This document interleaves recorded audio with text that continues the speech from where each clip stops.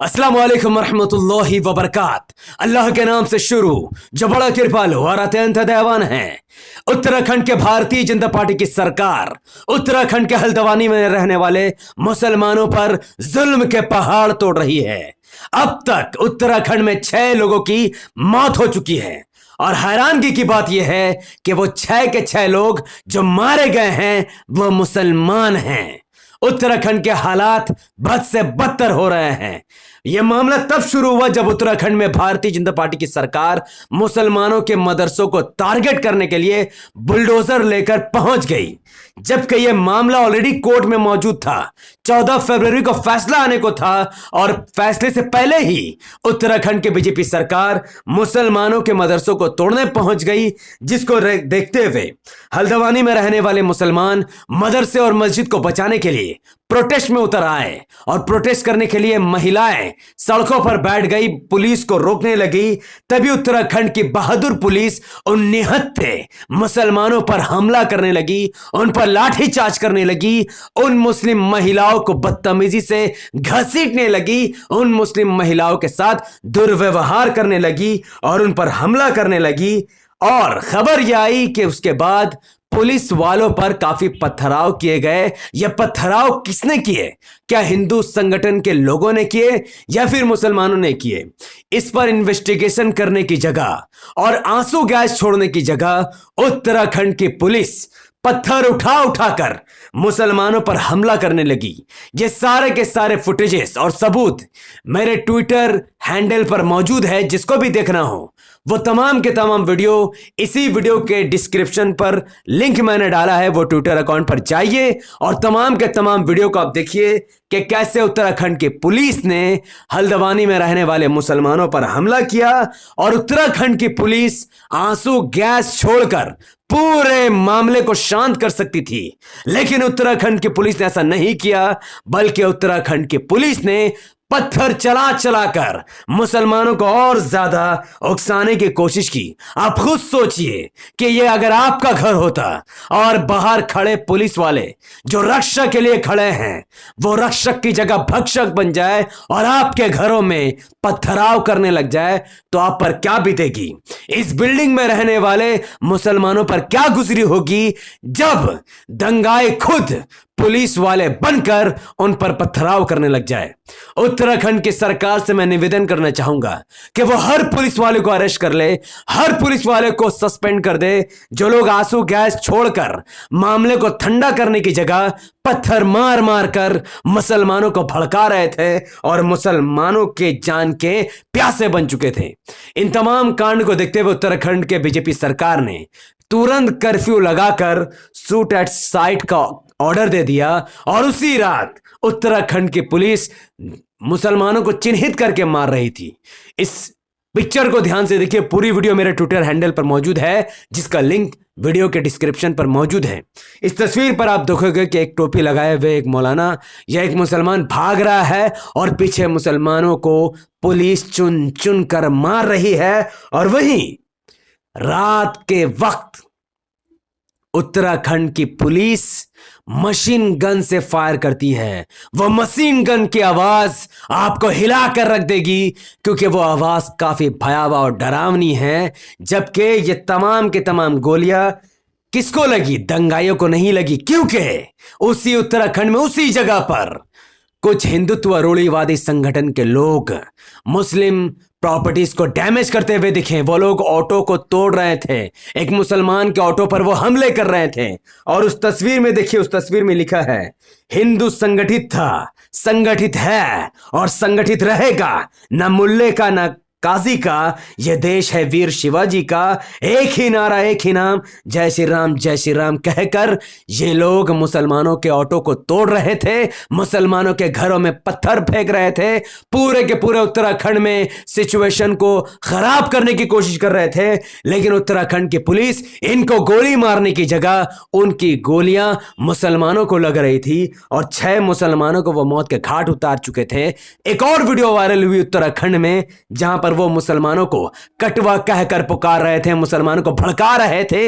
ये जितने भी आग लगाई गई है वो सब के सब हिंदुत्व रूढ़िवादी संगठन ने लगाई है, ताकि ये तमाम के तमाम ठेकरा मुसलमानों पर फोड़ा जा सके। लेकिन सबूत, तमाम सबूत मेरे ट्विटर पर मौजूद है। आप जाइए एक्स प्लेटफॉर्म पर और उसको देखिए।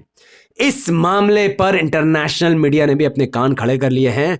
अल जजीरा ने इस मामले को बहुत ही विस्तार से छापकर नरेंद्र मोदी जी की सरकार पर थूथू की है, बीजेपी की आलोचना की है और उन्होंने कहा कि अब तक 5 लोगों की मौत हो गई। बीजेपी सरकार जबरदस्ती मुसलमानों के मस्जिद और उनके मदरसे को छीनने की कोशिश की जा रही है। और हल्द्वानी की ये वीडियो जहां पर पुलिस वाले खुद मुसलमानों पर पत्थर मारते हुए दिख रहे हैं, ये वीडियो भी धीरे धीरे अरब देशों में पहुंच रही है।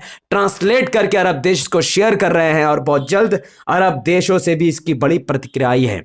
इस तस्वीर को देखिए, ये महिला हल्द्वानी की डीएम बताई जा रही है, कह रही है कि हमने कोई भी उकसाने वाले कार्य नहीं किए, जबकि हम सबको पता है कि 14 फरवरी को आदेश आने के बाद ही कोई काम होना था, लेकिन 14 फरवरी से पहले बुलडोजर पहुंचा देना उकसाने वाले ही काम हैं। इस डीएम को मैं बताना चाहूंगा कि जो पुलिस वाले पत्थर मार रहे हैं उस पर आप क्या कहना चाहेंगे? पुलिस का काम है रक्षा करना, अगर दो समुदाय के बीच झड़प हो जाए तो उसको ठीक करना, अगर लोग कुछ गलत काम कर रहे हैं तो आंसू गैस छोड़कर बाद में उनके खिलाफ कार्रवाई करना, ना कि खुद पत्थर उठाकर उनको मारना। तो पुलिस वालों की वजह से और डीएम के झूठ बोलने की वजह से सारा का सारा मामला वहां पर बिगड़ा है। यह सब कुछ उत्तराखंड में क्यों हो रहा है? इसके पीछे 4 बड़े रीजन हैं। क्योंकि हिंदू और मुसलमान देश में तभी होती है जब देश में कई बड़ी घटनाओं को छुपाने का कार्य होता है। एक तरफ नोएडा में हजारों की तादाद में किसान भारतीय जनता पार्टी सरकार के खिलाफ आंदोलन करने के लिए पहुंची है। यह खबर पूरी दुनिया तक और भारत तक ना पहुंचे बोलकर उत्तराखंड में एक बार फिर से हिंदू बनाम मुसलमान दंगा करने की कोशिश की जा रही है। और इस झगड़े में सबसे बड़ा हाथ खुद उत्तराखंड में बीजेपी सरकार और उत्तराखंड की पुलिस का है। क्योंकि इससे पहले भी उत्तराखंड में हल्द्वानी में रहने वाले 4000 मुस्लिम घरों को तोड़ने की कोशिश की गई, जबकि उनके पास प्रमाण पत्र मौजूद थे, उनके पास दस्तावेज थे। उसके बावजूद भी उत्तराखंड की बीजेपी सरकार ने उन 4000 मुस्लिम घरों को तोड़ने की कोशिश की, लेकिन वो उस पर नाकाम रहे क्योंकि वहां के मुसलमानों के पास तमाम के तमाम दस्तावेज मौजूद है। इस हिंदू और मुस्लिम का दूसरा रीजन यह भी है कि महाराष्ट्र में बीजेपी सरकार के अंडर शिवसेना के एक नेता को फेसबुक लाइव वीडियो में गोली मारकर निर्मम हत्या कर दी गई। यह खबर ना फैले बोलकर हो सकता है उत्तराखंड में हिंदू और मुसलमान को लड़ाया जा रहा है।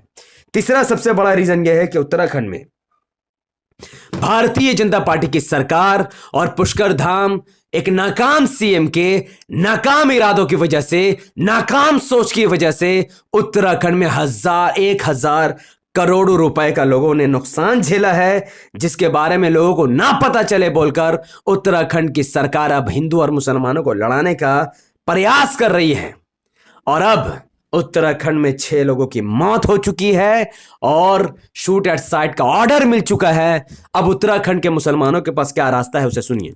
उत्तराखंड के हल्द्वानी में कांग्रेस से मिले हैं, उन्होंने कहा है कि यह मामला जिस तरीके से, अच्छा ये हिंदू है, ये कोई मुस्लिम एमएलए नहीं है, उत्तराखंड के हल्द्वानी के रहने वाले मुसलमानों ने कांग्रेस पर भरोसा करते हुए कांग्रेस के एमएलए को जिताया। वो कहते हैं कि ये तमाम का तमाम काम गैर कानूनी तरीके से उत्तराखंड की सरकार ने किया है, जबरदस्ती मुसलमानों को भड़काने और उकसाने के लिए किया।